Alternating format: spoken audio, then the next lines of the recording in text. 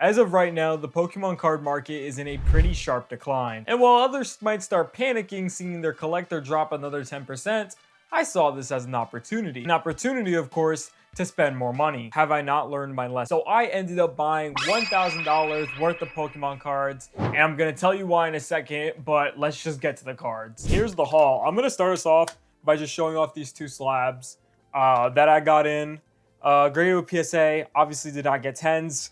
So we got the Pikachu Zekrom GX in a PSA 9, which is, not the greatest. I think raw is about $34. So I guess I'll list it for like around 40, 50 bucks. PSA grader, I guess, wasn't feeling it that day. And then secondly, we have the Pikachu from Crown Zenith. This is the secret rare that also graded a PSA 9. And then we have some lower end singles right here. I'm just going to kind of fly through these while I talk about kind of why I bought all this and what this says about the Pokemon card market. If you couldn't really tell already, I bought all these cards because I'm planning on vending soon. It's going to be sometime in December, but I really wanted to grab some inventory because the Pokemon card market is really low right now.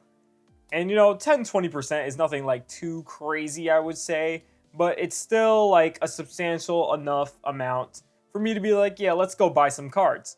And I wanted to, I guess, show the journey because this is going to be my first time vending anywhere. So, that is a really cool matchup. So it's going to be the first time for me, and I kind of want to take you guys on that journey. So if you like this type of content, make sure to subscribe. I'm going to be doing vendor POVs as well, so if you guys like vendor POVs, you're going to love what we got in store for you soon. Timber. That Iron Moth. That is really nice. But right here, it's just a bunch of like lower end, kind of full arts and singles that I picked up. Nothing too crazy in here. But, like, that's a nice Skarmory AR right there. And then, some lower end, like, SARs, It's not too much of a gamble to pick these up. They're about, like, $5 a pop. And, people seem to like them. SARs and IRs that are pretty cheap, they tend to move fast. This is pretty cool. Mewtwo EX from Evolutions. And then just, like, a couple more IRs, some GXs here and there. This is actually a $20 card, which I couldn't believe. It's a Shiny Mimikyu from Paldean Fates. And then it's just like a couple more IRs. This one's Korean, actually, so probably list that one on eBay. And a couple more. And then I think that's it for the IRs. Nothing too crazy in that pile. It's still a nice pile, I would say. There's still, like, nice cards that people are going to end up picking up at card shows and stuff. But, nothing too crazy. Here's the big pile that I actually, like, care about. This pile is kind of showing you what the theme of my vendor table is going to be. It's X and Y cards. It's going to be X and Y, kind of mid-era stuff. And I know I had a lot of IRs, but this is mainly what I want to sell. I don't really see that many people kind of specializing in like X and Y. And it's my favorite era, my favorite type of cards. So I said might as well sell them. And dude, look at that Mega Charizard EX from Flashfire. This is a big one. Super, super cool copy right there. And then I think we have another Blastoise right there. Mega Houndoom EX. I picked these all up at a pretty good price. Mega Alakazam. I think this one is I think this one's MP. Yeah. Dang. It's alright though. Still. It's hard to find X and Y for like really, really clean. But when you do, it's nice. And I think it's just like a couple IRs. Oof. Look at that Squirtle. 151 Squirtle IR from Japan. Oh my goodness. Mega Charizard EX from Evolutions. This is huge. I think it's LP. Yeah, but still, even in LP, that's pretty huge for an X and Y card. And then we have the VMAX. I love me some Charizard action. Anytime you can pick up a Charizard, it's always going to move fast. And then we got some Ivysaur. This right here is actually my favorite. The Gyarados EX from Breakpoint. I kind of want to keep this, but, obviously you can't keep everything. This one's super cool from Breakpoint. It's shiny as well, if you noticed. They don't do that very often where they do the shiny full art, but in the Breakpoint set, all the Gyaradoses were shiny. So that's really cool. And then after, the Zapdos EX from 151. This card's been dropping a lot, so I decided to pick one up, because why not?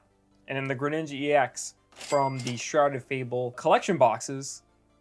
Really cool. Another staple, the Leafeon V-Star. I want to get the Glaceon to go with it, but we have the Leafeon. And then Celebi V from, I think, Fusion Strike. I want to say Fusion Strike. Celebi V. And then the Blaziken VMAX from the Trainer Gallery.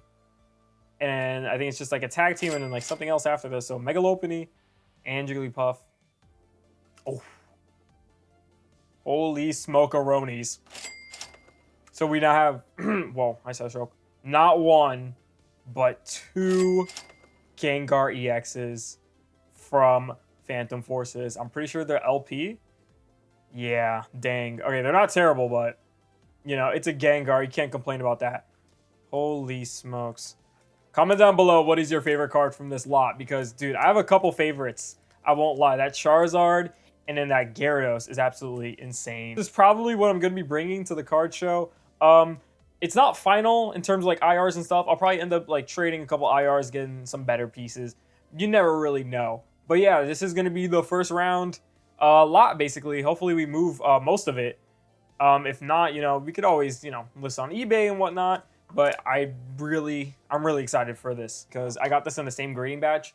But it's the Mewtwo Mew GX from the Sun and Moon Tins. This is from my personal collection, so unfortunately I will not be selling this. But it is a Gem Mint 10.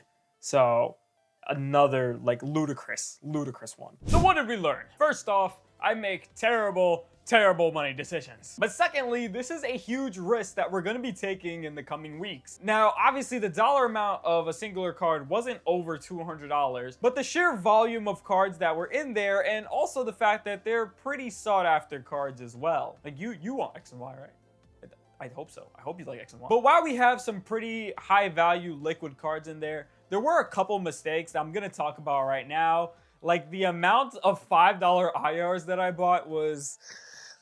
It was a little insane, but mistakes are a part of the journey, and I really hope that you come with me along this journey to becoming, you know, vendor or even super vendor. Who knows? But yeah, that's going to be it for me. Stay positive, guys, and I hope you have a great rest of your day.